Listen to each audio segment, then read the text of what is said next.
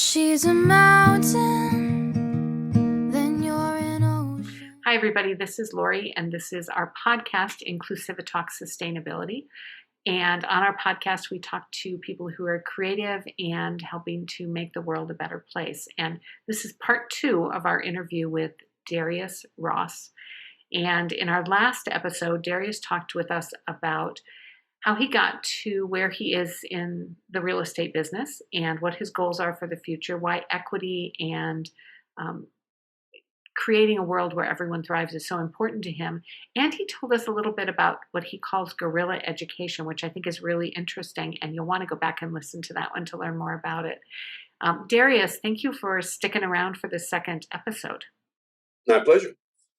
So I wanted to start this one by asking you to just talk with us a bit about the inner city and tell us what the problems are there, what solutions you see. And I just want to leave that kind of open so that you can share your wisdom.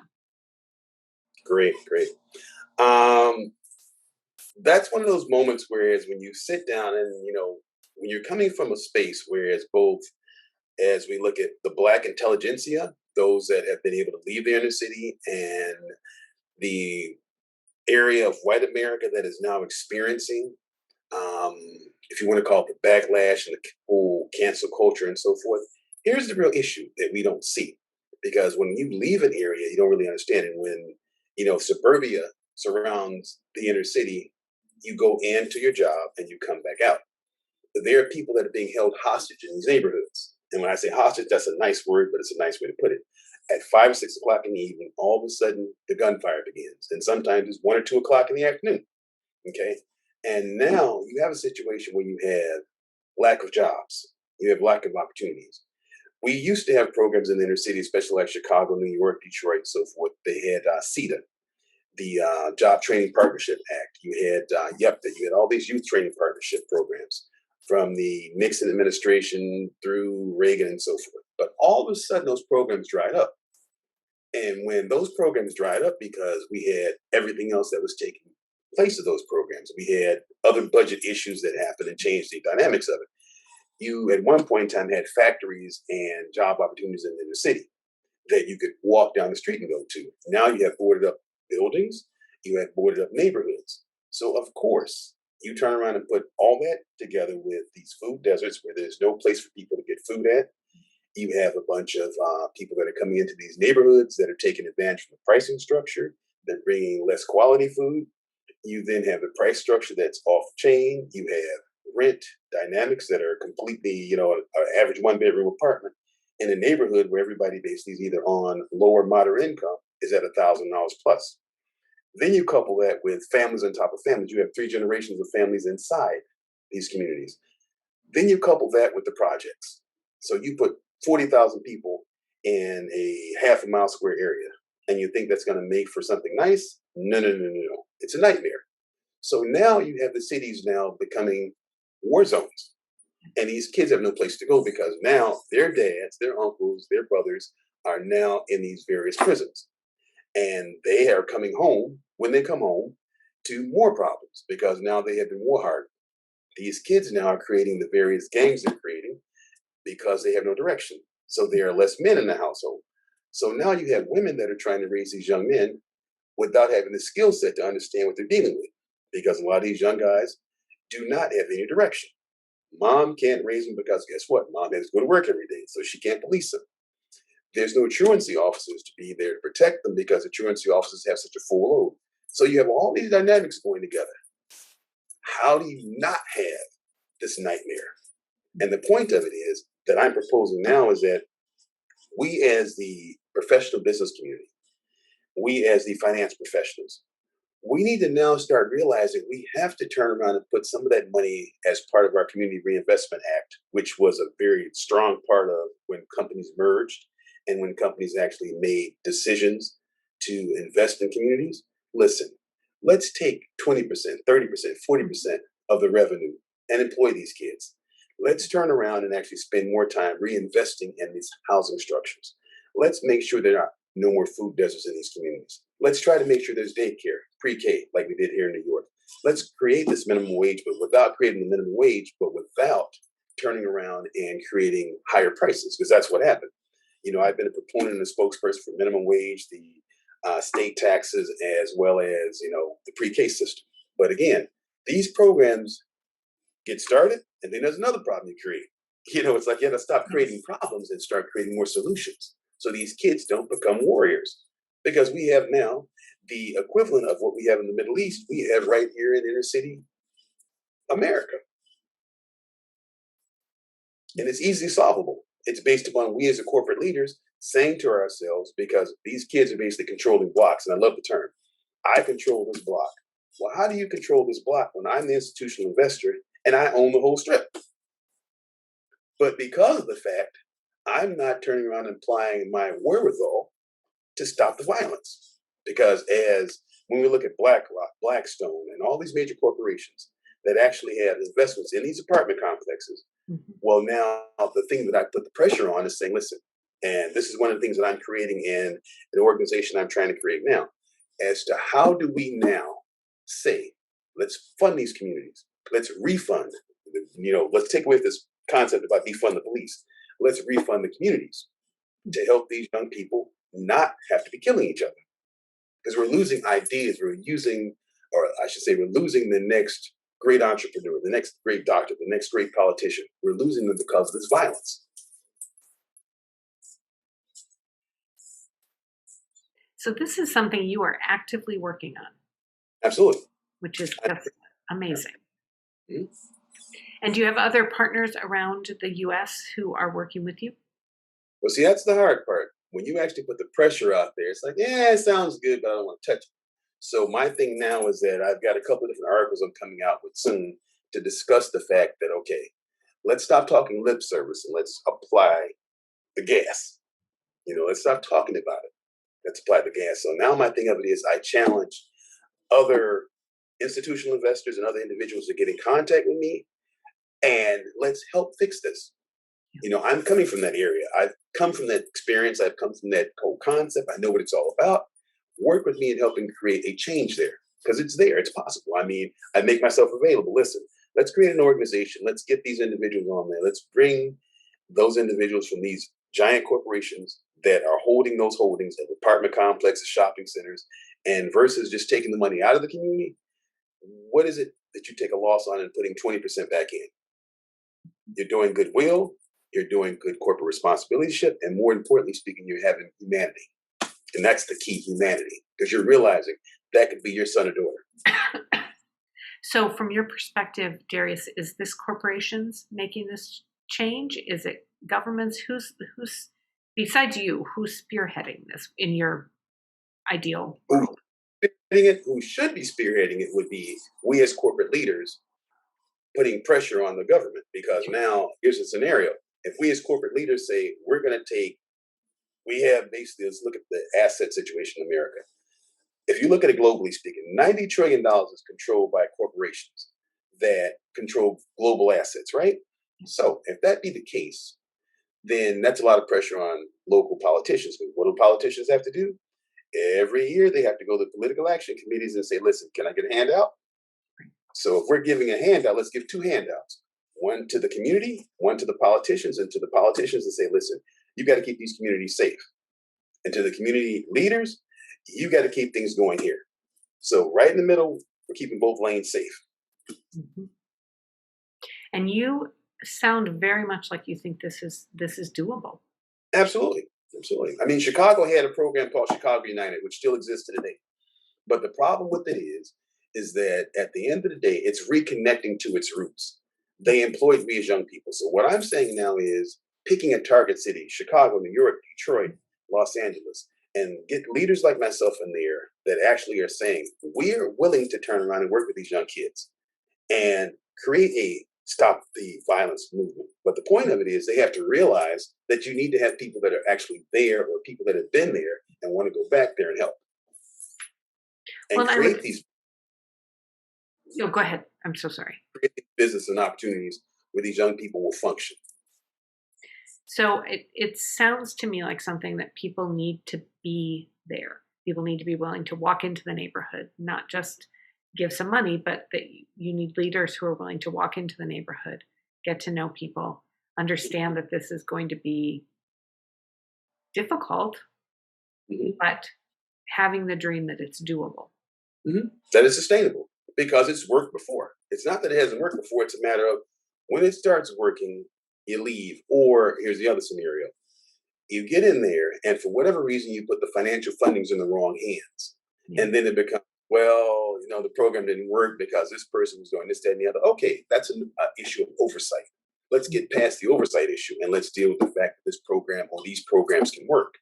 The bottom line of it is we just have to police them. That's all. So it's a remarkable program and a remarkable plan. Are you engaging corporations? Is your goal to basically engage everybody? Because I would say that one of the things I think as individuals that we now have a responsibility for is pushing corporations to do the right thing. We have a responsibility to, as you said, use our pocketbooks Mhm. to push corporations to actually stop paying lip service to you know, BIPOC rights. Stop paying lip service to LGBTQI rights. Like that, we have to be done with that. Saying it and doing nothing is meaningless, and we have Right. to start acknowledging that. Absolutely. My thing of it is that Mm. I'm going on various programs like yours to be able to talk about that and say, listen, contact me, talk to me. My number's available. Let's make it happen. Because at the end of the day, one of the biggest things is mothers. These mothers are losing their kids. So Yeah. you can't tell me they're not feeling pain. And how would they feel if they had less pain and they knew, okay, my kids are now working for X company, my kids now at X school program. They would much rather have their kids there than be going to a funeral home. And that's as real as it can get. So, where would you like to start this program? So, it sounds like starting in one city to show it can be done Mhm. is a good way to do it. Where would you like to start it? It could be New York, it could be Chicago. It really doesn't make a difference to Okay. me. It can be multiple cities, it can be a multiple rollout. The point of it is corporate leaders saying, we're on board. I like to see those same leaders come to those inner city movements and come to those inner city spots and not only say, okay, Darius, I'm with you. Here is a check, but actually bring your people in with you. Bring some of those various line leaders in with you, as well as you as a CEO, and say, listen, we're going to go in these communities and we're going to see what's going on. We're going to embrace it, we're going to experience it, and we're going to do something to impact it and change it. So not just the lift, not Yeah. the money, but the physical presence. It's almost like humanity was Home for Humanities, the same concept that President Carter did, the same concept. Let's see you come in here and let's see that kid see a billionaire come in the community that has $20 billion behind his name and go, okay, I can feel and see him. I can see it now. They can see the dream. They see this guy come in here. Okay. Now they're beginning to feel, oh, I'm needed. I'm wanted. I'm a necessity. All the kid wants is a chance. But they want to see somebody that represents something that they can relate to. What they're seeing is the various stars that represent music and entertainment when they see them come through. But what about a business leader that comes through that has the wherewithal that can change your life? It's like Habitat for Humanity, the Jimmy Mhm. Carter one. So when we've had corporations adopt a class, for example, so we've seen that happen a few times that someone very wealthy will say, I will pay for every member of this class to go to secondary something, whether it's Mhm. college or trade school. And it seems that makes a difference. Would that be a part of this kind of idea? A complete commitment from, if you want to call it, from the beginning of the cradle until they become adults. A commitment. Yeah. Okay, I'm going to make sure there's pre-K in this city. I'm going to make sure these kids have jobs. I'm going to make sure these kids have quality housing. And when I say quality housing, it is a kitchen he can cook in, not a kitchen the ceiling is falling down from. Yeah.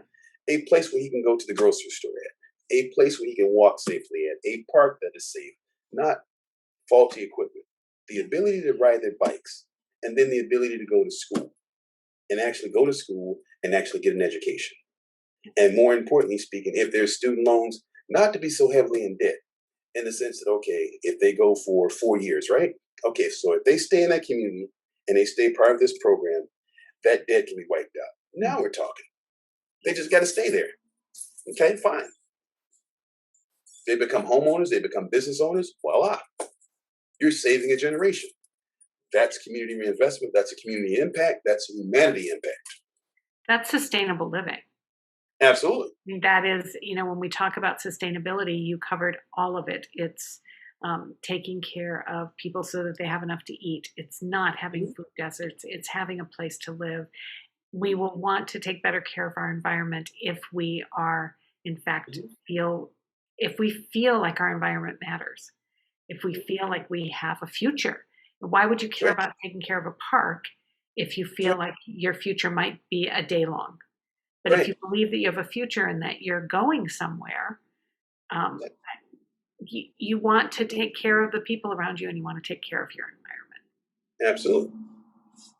So what you're really looking for is companies to come in and adopt a city, adopt a community in its sense, and commit to, we're here for the long haul. This isn't the program of the year that we're going to say, well, this year we're funding this, and then we're going to sneak away to the next program. It's a program of a lifetime. This is a program of a lifetime.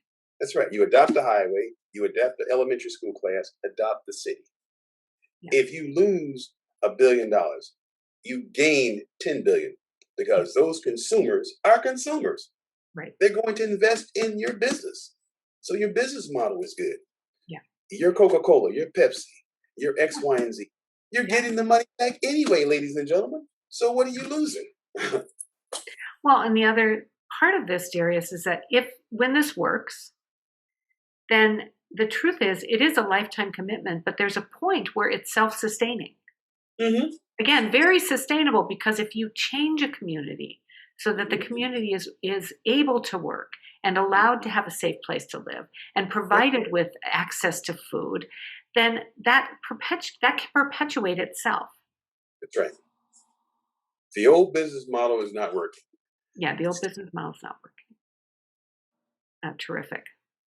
Well, I am looking forward to talking much, much more about this. We have a conference coming up probably in the winter, and I will probably reach out to you and ask if you'd like to be a part of it. The conference is all about sustainability, and it's all those aspects. So it's environmental and economic and social, and how do we move forward. And what I'm looking for the conference is people who have big ideas and are willing to share those and really talk about what that means and what those changes would occur, how those changes would occur. So I will be probably inviting you to come speak to that. So the last thing I always ask guests, well, first of all, is there anything that I haven't, there is one more thing I wanted to cover. So I'd just like you to speak briefly, because you're someone who's in the real estate industry. I'd like you to talk a little bit about homeownership and how that might how that reflects the inequity in society, but also how that might shift things if we can create a situation where people have more access to buying a house. I'll hit upon a topic we discussed earlier there when we talked about even women in home ownership. Strangely enough, if you look at what's happening here now, you have all these single women households. If we could provide programs to allow, if it's no more than just a simple grant program, and in the tail end of that, we put that back on the mortgage. Okay, ladies being able to buy their own homes when they have families. The apartments are a nightmare because these kids grow up never being able to understand the simple fact of ownership. And that in itself is dangerous, because the kids don't understand the backyard, because they're in a high rise, they're in a 4-unit or whatever else. They don't have a backyard. They don't have the ability to be able to have space and so forth. And having grown up with the backyard and space, I get it. So that's the first thing, being able to provide the ability for single women to be able to have homes. Okay. The other part about that is being able to provide the opportunity for women in home ownership. Very important. And for example, companies like Home Depot and companies like Lowe's to say, listen, part of our profits are going to go to help women. And this is another program I'm working on now that I'm going to start pitching to them. Part of our profits are going to go to help women, single moms, and so forth, begin to understand home ownership. Just begin to understand it, how the economics of that they become homeowners, they become respectful of their neighborhoods and the communities, and then they become equity stake owners. You're not going to come around here and just throw garbage. You're not going to come around here and be violent. You're not going to come around here and do crazy things in this neighborhood because I have an ownership stake. And that's very important. Now, when we look at the overall dynamics of home ownership, when it comes down to the pie of economics, It's very important, especially in the inner city, because now if I own this apartment building, if I own this house, if I own this local store, I have a vested stake in this community staying stable. And I'm not going to allow the violence, I'm not going to allow the craziness and everything else to go on. So then I'm going to be sitting in front of that alderman, that committeeman, that mayor's office, and voting with my pocketbook. Because my business has to depend on people being able to come in there safely. My business has to depend on the streets being paved. My business has to depend on the street lights. My business has to depend on all these things to be able to function. As a homeowner, I need to be able to have my kids safe. My neighbors want to be safe. We need to have security patrol if that's the case. Whatever it takes, once I have a home ownership stake, then there it is. So again, that goes back to being able to make home ownership doable. You can't make it doable when the prices are overinflated. Real estate never appreciated 200%. Real estate appreciates 2 to 6% on the average per year, not 200% in 1 month. Doesn't work that way. So this is another thing. It's like getting to a point of being able to reevaluate and reset the system, because the real estate value is out of hand. So the average person, including millennials now, can't afford a home, because now we've gotten to a point where the real estate market is being propped up, and that's unsustainable. So we've got to get back to the basics of sustainability when it comes down to the markets. We can't keep on making this thing whereas it's all about greed. And now it has to become, you can't close people out of the market that need to be there, because you're basically getting to a point where you're destroying the middle class if it's not already gone. So you've got to be able to bring the middle class back in such a way where they have some security net to know that, okay, my house represents my financial wherewithal long term. Yeah, very helpful. So Darius, anything we haven't talked about that you would like to talk about before I ask you to tell us a story? That's it. Okay. This was a pleasure, and thank you so much for being here. I would like to end, Darius, with asking my guests to tell us a story from their life. And the important thing is that it doesn't have to be anything related to what we've talked about. It can be, but it doesn't have to be a big, lightning bolt moment. It really can be a birthday party. It can be anything, but the only requirement really is that it feels like it's your story, so that when we leave this podcast, those of us who are listening to you say, okay, I know a little bit more about Darius. Like that was clearly his, and he owned that story. So that's what I'd like to ask you to do, is tell us a story. I think one of my probably most unique stories would probably be understanding the process of growing up in Chicago and truly understanding that this racial divide that we had didn't exist, truly. And that there was no us and them, because from my educational perspective and growing up in the Catholic school system, and then, for my year or two in the public school system, and realizing that, when you wake up one day and you really realize, wait a minute now, there's no us against them. And, when you see it, when you're going through it, it's like, you're like, okay, this must be us against them, because I actually was bused in my last year senior high school to a school called Bogan. And William J. Bogan was a school that was the last school integrated, I should say, in Chicago.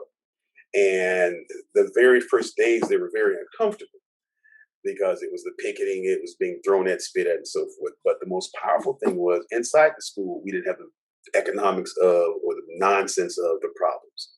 And being able to realize it's not us against them, because the white kids that were there were cool. We had no problems. But their parents were the problem. So what I began to understand when I actually had kids, and I watched one day sitting down and watching my son and watching the other little kids that play with them, and I'm going, as long as they're playing together, no parents are here, everything's wonderful. And this is what clued me into racism, what it really represents. The moment that parents showed up, come here, Johnny, don't do this, that, and the other. And I'm like, oh, okay. It's not the kids, it's the parents. So what I'm saying is, it's the preconceived notions that have taken place with the older generation. We as the older generation need to understand we're the problem. The kids don't see it. They have no connection to it. But we as the older generation, we need to change, because we've been raised to understand misunderstanding. These kids don't have the same misunderstanding. All they know is, I just want to play. I just want to have fun. I just want to date. I just want to hang out. I just want to do this, that, and the other. They're not the problem. But when they come home to mommy and daddy, you can't see him and you can't see her. That's the problem. Yeah. The preconceived notions. So do you have any specific stories that you can think of that kind of illustrate that idea? Hmm. Yeah. Dating a girl that grew up in Schaumburg, and I guess the fascinating part about it, when I got to her house on the first date, it was fascinating because her parents welcomed me in, and they didn't have a preconceived notion of what I was. It was just like, okay, he's cool. And later on, she basically said, my parents just think you're just cool. They don't think about, and they didn't perceive you as being a threat. But her grandparents were coming from this concept of, oh, he's going to rape you, he's going to do something to you.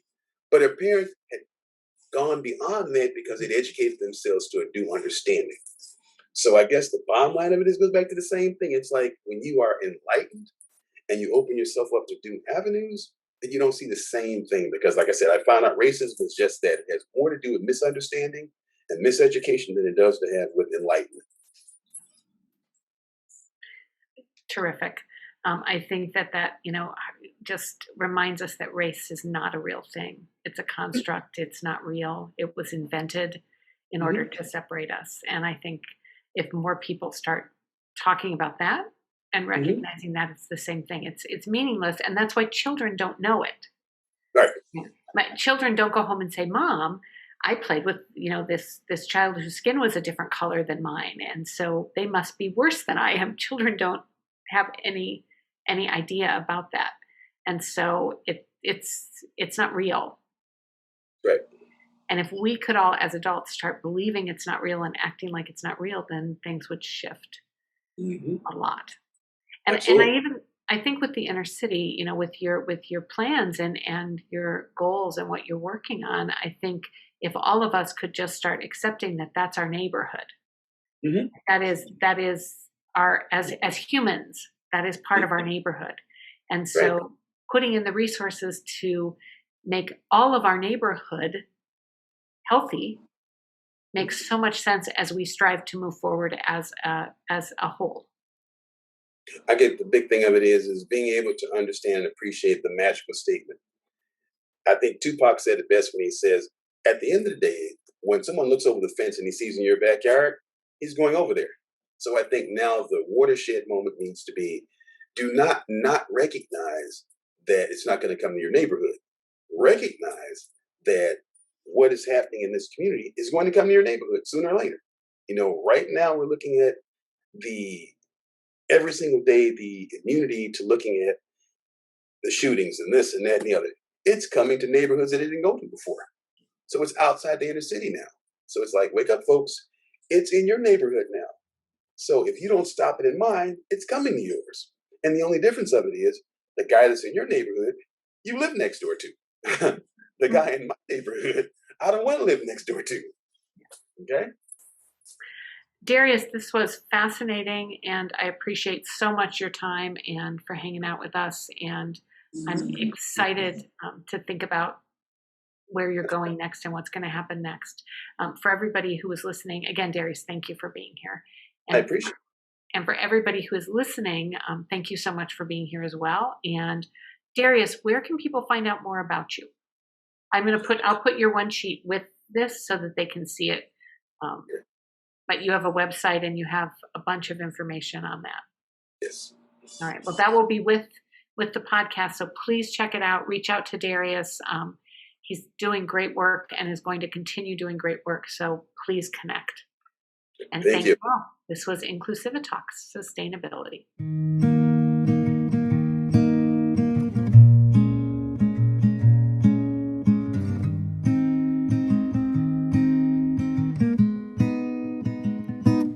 If she's a man